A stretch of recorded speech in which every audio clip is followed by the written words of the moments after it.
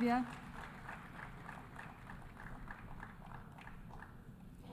The Assembly will hear an address by His Excellency João Manuel Gonçalves Lourenço, President of the Republic of Angola. I request protocol to escort His Excellency and invite him to address the Assembly. Je remercie le président de la République serbe. L'Assemblée va maintenant entendre une allocation du président de la République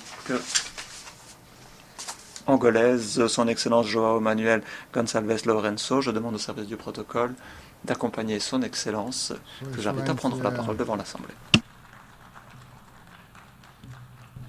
Sua Excelência Philemon Yang, presidente da 79ª sessão da Assembleia Geral das Nações Unidas, Sua Excelência Secretário-Geral das Nações Unidas, distintos chefes de Estado e de Governo, chefes de delegação, Monsieur Philemon Yang, président de la 79e session de l'Assemblée générale des Nations unies, Excellence Antonio Guterres, secrétaire général des Nations unies, Mesdames et Messieurs chefs d'État et de gouvernement, Mesdames et Messieurs chefs de délégation, Mesdames et Messieurs. C'est un honneur pour moi de m'adresser à vous et à tous les participants et participantes de cette 79e session de l'Assemblée générale des Nations unies, qui survient dans un contexte international des plus préoccupants. Alors que les tensions des relations internationales sont exacerbées par la multiplicité de conflits de différents types et de différentes intensités aux quatre coins de la planète. Face à un tel niveau d'instabilité et d'insécurité,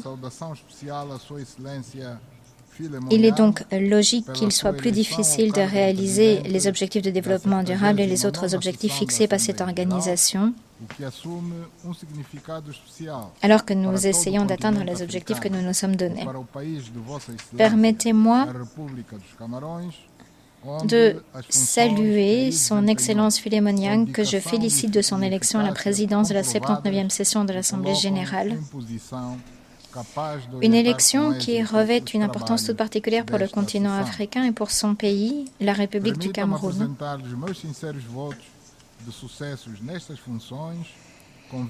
Où il s'est acquitté avec dévouement et efficacité de ses fonctions, ce qui lui permet de mener avec fruit les travaux de notre session.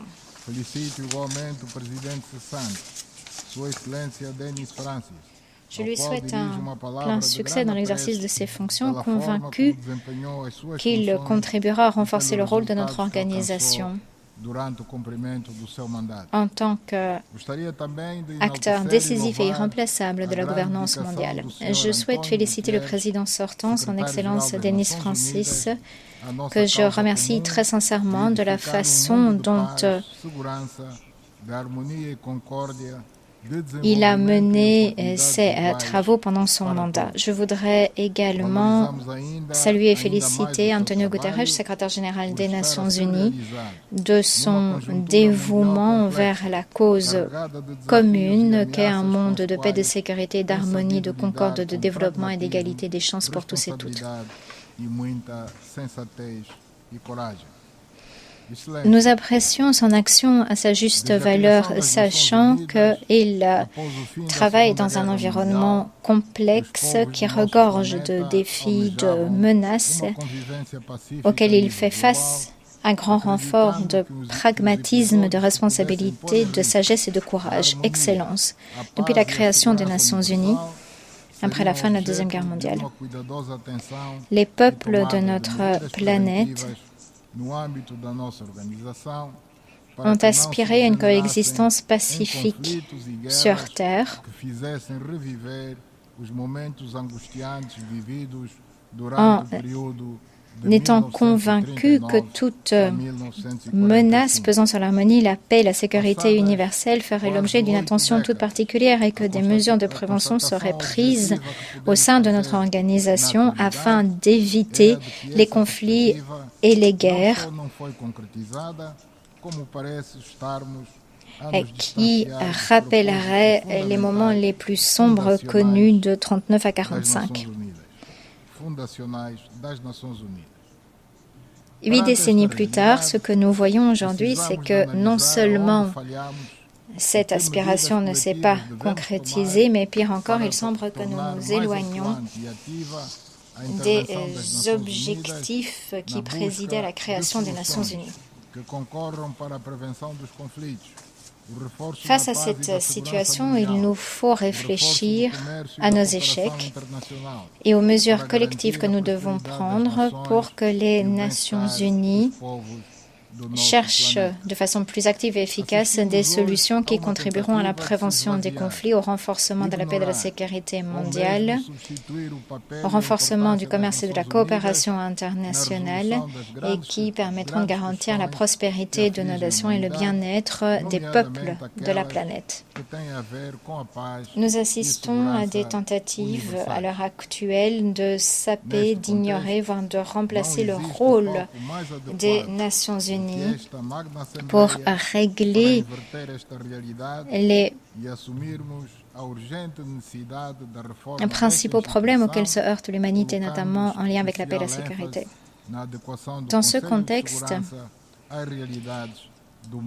il n'y a pas d'enceinte plus idoine que cette auguste assemblée pour remédier à cette réalité et pour accepter qu'il est urgent de réformer cette institution en mettant particulièrement l'accent sur l'adaptation du Conseil de sécurité aux réalités de notre époque.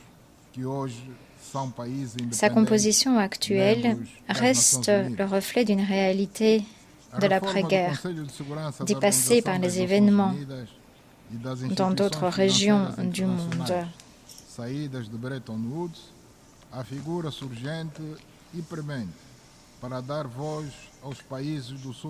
Des pays jadis colonisés sont maintenant des membres indépendants des Nations Unies. La réforme du Conseil de sécurité des Nations Unies et des institutions financières internationales nées de Bretton Woods est urgente et nécessaire pour faire entendre les voix des pays du Sud, l'Afrique, l'Amérique latine, le Moyen-Orient et le sous-continent indien. Le multilatéralisme doit prévaloir. C'est le seul cadre véritablement capable de préserver les intérêts communs de l'humanité.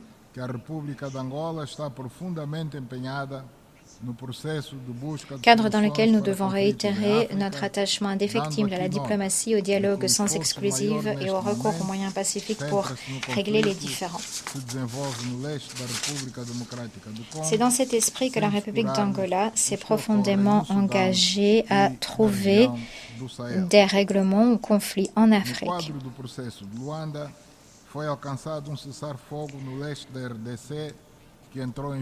Nos efforts actuels se concentrent sur le conflit à l'est de la RDC, sans oublier les conflits au Soudan et dans la région du Sahel. Dans le cadre du processus de Luanda, il a été possible de parvenir à un cessez-le-feu à l'est de la RDC, un cessez-le-feu entré en vigueur le 4 août de cette année. Afin de consolider les progrès réalisés,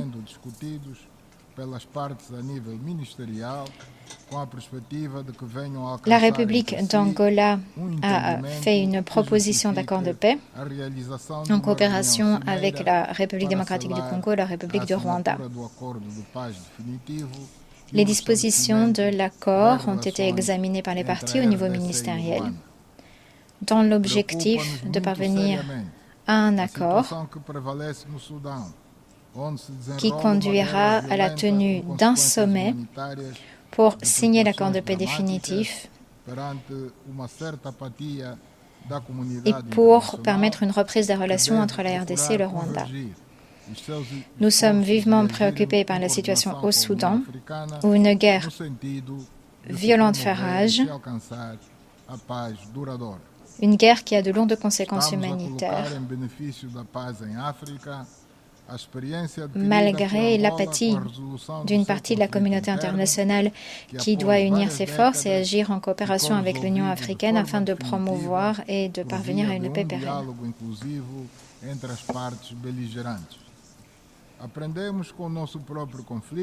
Nous allons nous inspirer de l'expérience faite par l'Angola pour régler son conflit interne qui, après des décennies, a pu être réglé grâce au dialogue inclusif entre les parties au conflit, et ce dans l'intérêt de la paix en Afrique. Nous avons tiré les enseignements de notre propre conflit. Il n'y a de paix sans dialogue, il n'y a de paix sans compromis de part et d'autre.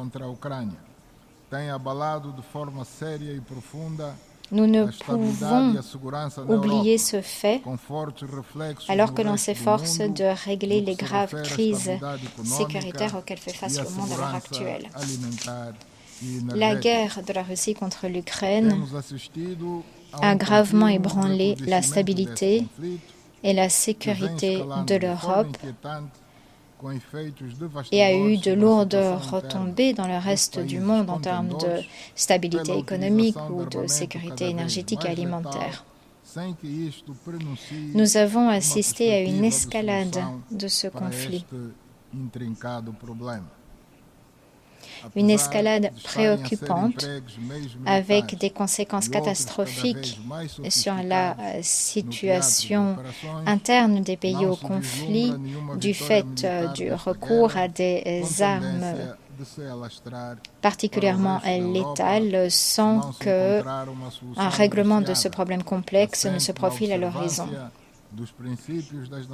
Même si des armes de plus en plus sophistiquées sont utilisées sur le champ de bataille, il n'y aura pas de victoire militaire et cette guerre risque d'embraser le reste de l'Europe, faute de trouver une solution négociée, conformément aux principes des Nations Unies qui préservent la souveraineté des États, l'indivisibilité et l'intégrité territoriale des pays.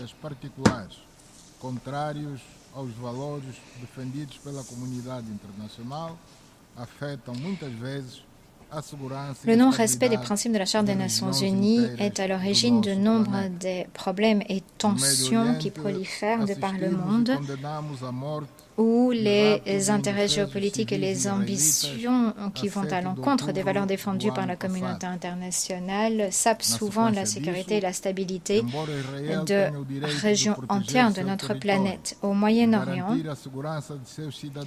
nous avons assisté au massacre et à l'enlèvement de civils israéliens sans défense le 7 octobre de l'année dernière. Même si Israël a le droit de protéger son territoire pour garantir la sécurité de ses citoyens et pour chercher à libérer les otages dont on ne sait pas où ils sont retenus en captivité, Israël devrait faire tout son possible pour éviter le génocide auquel assiste le monde dans la bande de Gaza et éviter les attaques des colons et la multiplication des colonies de peuplement en Cisjordanie. Dans ce conflit, les premières victimes, ce sont des êtres humains vulnérables et sans défense, des enfants, des femmes, des personnes âgées, malades, tués aveuglément par les tirs d'artillerie, par les bombardements aériens. Des personnes qui, par la force, ne peuvent avoir accès à leurs droits fondamentaux, l'accès à l'alimentation, à l'eau potable, aux médicaments, au logement, à l'aide médicale, alors que les grandes infrastructures, écoles, hôpitaux, logements, énergie et autres sont détruits. Nous assistons au décès d'un nombre effarant de journalistes, de médias internationaux, de membres du personnel de l'ONU, de travailleurs d'organisations humanitaires internationales. C'est inacceptable. Nous devons le condamner.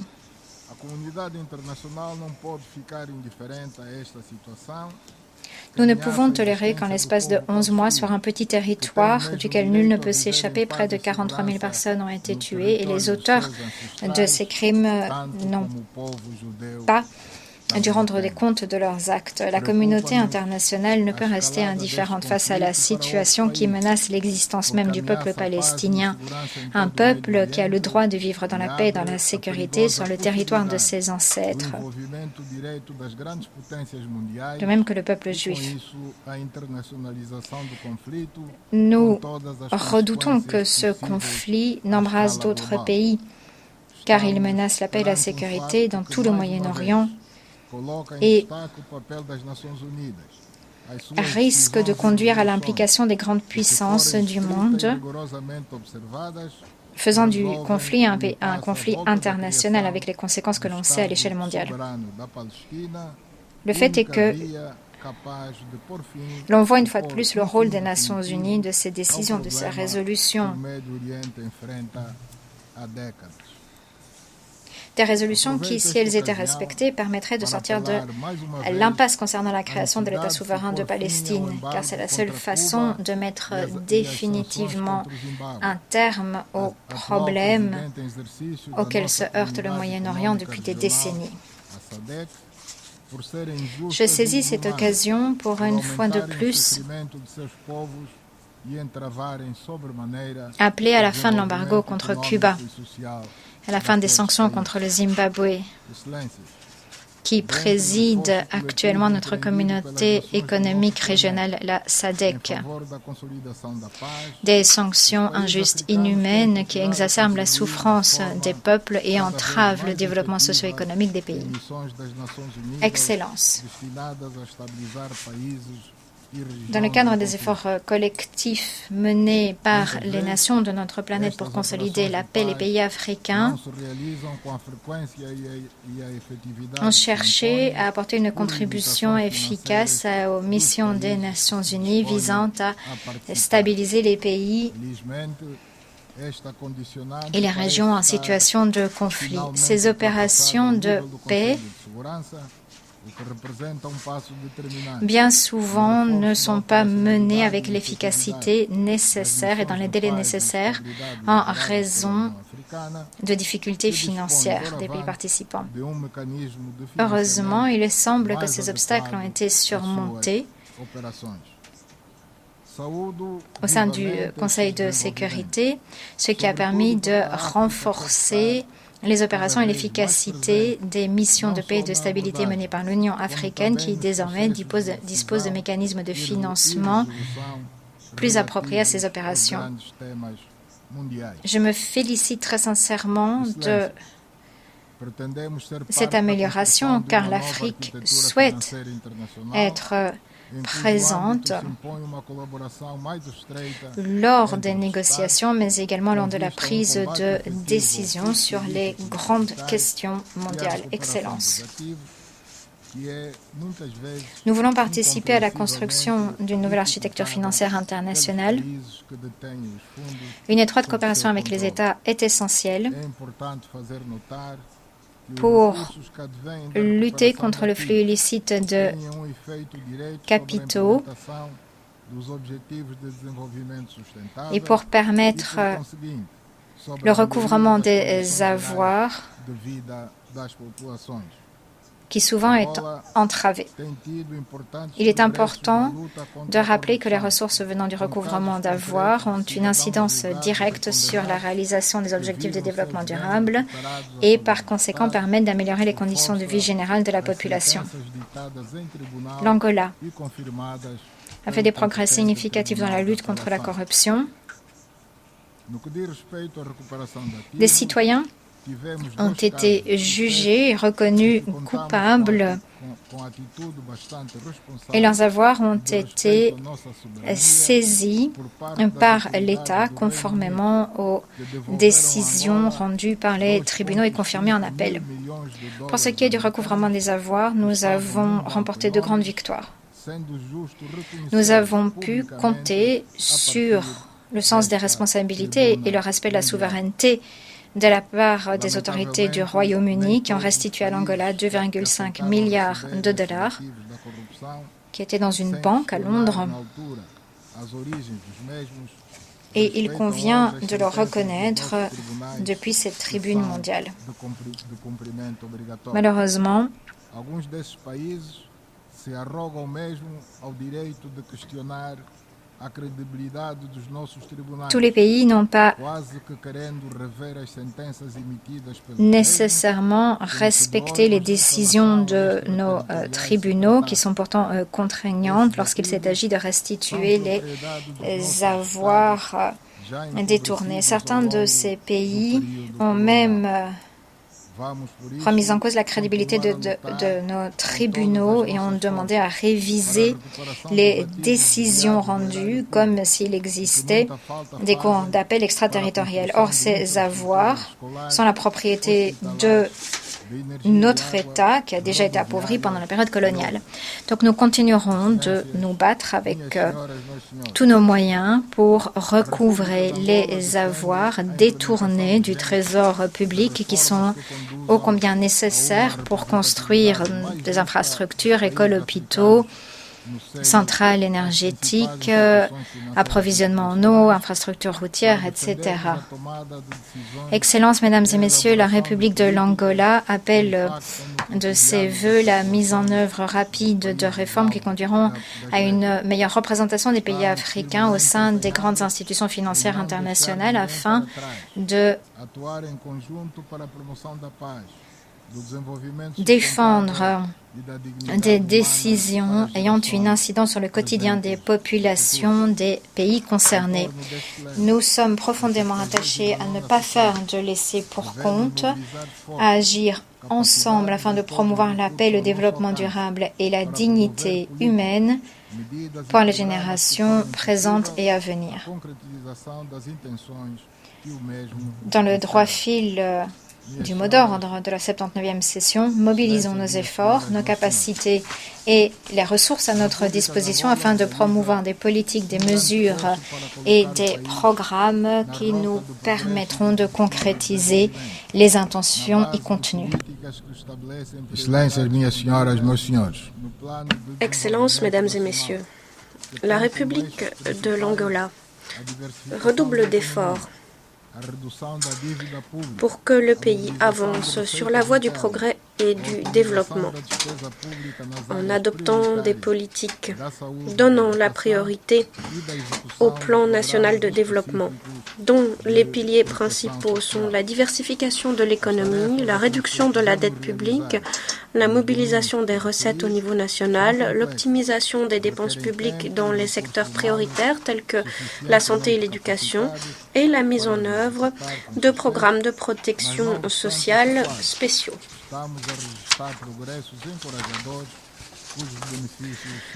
Les efforts que nous déployons dans les secteurs que j'ai mentionnés sont complexes, nécessitent du temps et des ressources humaines qualifiées pour y parvenir. Malgré tout, nous progressons de façon encourageante. Les avantages vont continuer à se faire sentir au fil du temps. Parmi les initiatives couronnées de succès, je souhaiterais mentionner la construction de systèmes de transfert d'eau pour les régions durement frappées par la sécheresse dans le sud de l'Angola, où la pauvreté et la misère cède la place à la prospérité et à une vie digne pour cette population qui a maintenant accès à suffisamment d'eau pour transformer des zones arides en des zones de production agricole et d'élevage sans courir les risques qui pesaient précédemment sur la survie des êtres humains et des animaux. Dans le cadre des efforts déployés par le gouvernement afin d'améliorer les conditions sociales et afin de renforcer le développement industriel et agricole, nous procédons à l'électrification du pays aux quatre coins de ce dernier. Nous avons investi dans la production d'énergie propre, nous avons construit des barrages hydroélectriques, des parcs photovoltaïques qui fournissent 67% de l'électricité du pays. Nous avons prévu de cesser le fonctionnement des centrales de production d'électricité thermale dans les 3 prochaines années. S'agissant de la production d'énergie verte, outre les 6500 MW que nous produisons aujourd'hui, nous prévoyons la construction du barrage hydroélectrique Kakulo-Kabasa qui produira 2000 MW. Nous prévoyons également la construction du plus grand parc photovoltaïque avec un financement de 1,5 milliard de dollars provenant de Exim Bank. C'est de cette façon que nous allons fournir en énergie les provinces de Huila, Kunene, Namib et Kwando-Kubango. Alors que nous menons à bien ces projets de production d'énergie, nous nous concentrons sur des investissements publics et des partenariats publics-privés afin de construire des lignes électriques à haut et moyen voltage vers l'est et le sud du pays, afin de nous relier au réseau de la SADC via la Zambie et le sud de la Namibie. Nous produisons aujourd'hui beaucoup d'électricité, mais notre réseau nous fait défaut, notamment pour le reste du pays et d'autres pays de l'Afrique australe. Les investisseurs qui le souhaitent peuvent maintenant vendre de l'électricité produite en Angola à des clients des zones minières de la RDC et de la Zambie, mais aussi à d'autres pays de la SADC,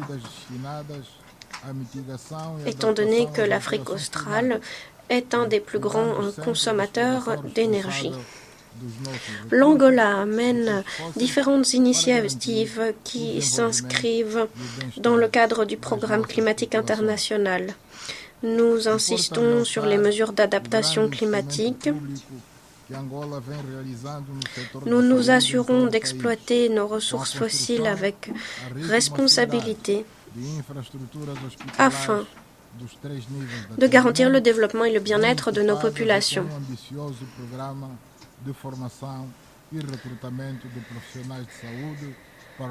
Rappelons également que nous avons grandement investi dans le secteur de la santé à travers le pays. Nous avons construit un système d'infrastructures hospitalières équipés de systèmes de pointe. Nous avons des systèmes de formation et de recrutement de professionnels du secteur de la santé ambitieux. Mesdames et messieurs, aujourd'hui, parmi les priorités du continent africain, on retrouve la question du développement grâce à la promotion et au renforcement du commerce. Pour cela, il est essentiel de construire des infrastructures garantissant la connectivité entre les pays africains.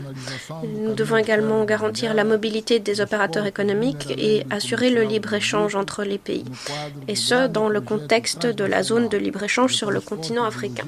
Avec tous ces éléments en tête, nous établissons des partenariats au niveau international afin de garantir l'opérationnalisation de la voie ferroviaire Benguela et des ports commerciaux de Lobito dans le cadre de projets logistiques et de transport du couloir de Lobito. C'est de cette façon que nous pourrons garantir le transport à des prix compétitifs de produits industriels et agricoles et de produits miniers provenant de la République de la Zambie, de la République démocratique du Congo, de l'Angola, à travers l'océan Atlantique vers le reste du monde. C'est un projet fédérateur qui va transformer l'horizon économique de l'Angola et de l'Afrique australe. De nouvelles entreprises pourront prospérer le long du couloir de Lobito. Cela aura des effets directs sur les économies de la sous-région de l'Afrique australe et sur le reste du continent. Excellences, Mesdames et Messieurs, la République de l'Angola est un pays accueillant, ouvert au monde et toujours prêt à assumer son rôle de partenaire actif afin de renforcer la coopération internationale en faveur du développement et de la mise en œuvre de projets conjoints afin de relever les défis que sont la lutte contre le terrorisme international ou contre les menaces qui pèsent sur la paix, la sécurité mondiale et le développement durable. Grâce à l'amélioration de notre secteur économique ces dernières années, nous sommes ouverts au tourisme et aux investissements privés directs dans tous les secteurs de notre économie. Nous accueillons tous les investisseurs, nous vous accueillerons tous en Angola et je vous remercie de votre attention.